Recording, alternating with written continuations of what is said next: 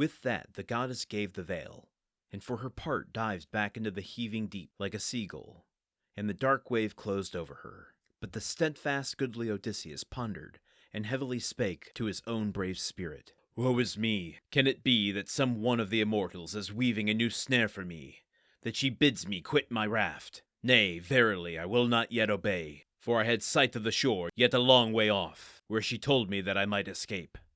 I am resolved what I will do, and methinks on this wise it is best. So long as the timbers aid in the dowels, so long will I endure steadfast in affliction.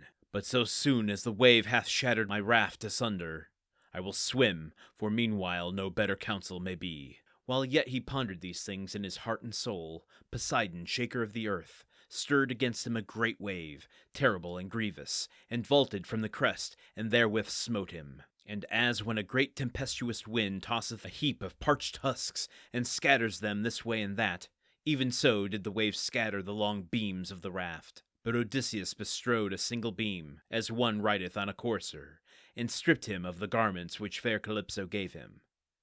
And presently he wound the veil beneath his breast, and fell prone into the sea, outstretching his hands as one eager to swim. And the Lord, the shaker of the earth, saw him and shook his head, and communed with his own soul. Even so, after all thy sufferings, go wandering over the deep, till thou shalt come among a people, the fosterlings of Zeus.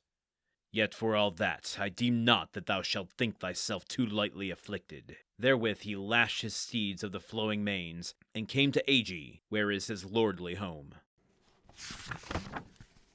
I want the backstory of Poseidon and Polyphemus. Why is Poseidon so pissed off that Odysseus and his crew blinded his little Cyclops stepchild? I guess I shouldn't be judging. I also don't think it's his stepchild. I think it's his actual child. So maybe that explains things a little bit. But dude is pissed, and he ain't letting it go. What are we to make also of what it says about Odysseus, that he's like, yeah, I'm not trusting that goddess who claims to help me. I'm gonna hang out on this raft a little bit longer. I kind of feel like that might be the safer way to go here.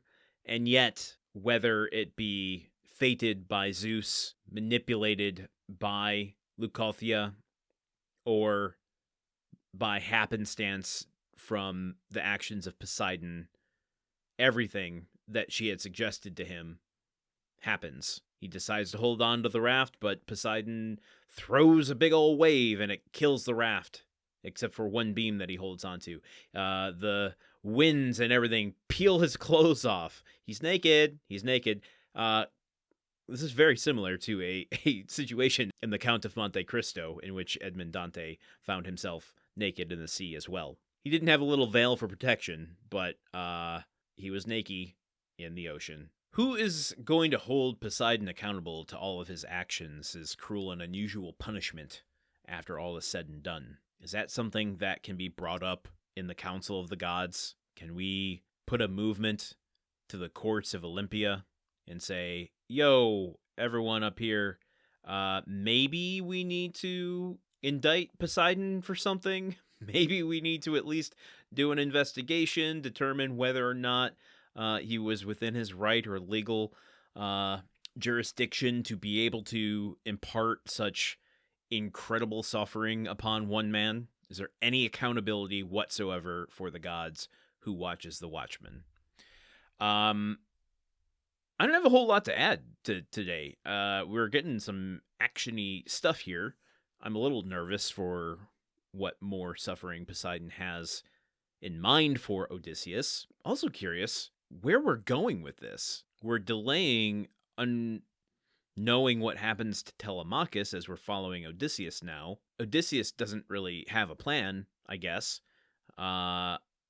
Maybe he's waiting to get to the shore and kind of just seeing what resources are available to him once he's back in civilization. But I would imagine at some point he's got to figure out a way to get back to Ithaca somehow. Get word to Penelope and Telemachus that he's alive. Well, there's only one way to find out as we start to close out Book 5. We've got 3 episodes left, so join me here tomorrow with a little bit more. Until then, okay, goodbye. Odyssey is part of the Gruntwork Podcast Network. The show is produced, edited, and hosted by Landon Solano. The original text of The Odyssey, written by Homer. Theme song by Neuroflow. You can support this show and other shows like it by going to patreon.com/gruntworkpod. Thank you for listening. See you tomorrow.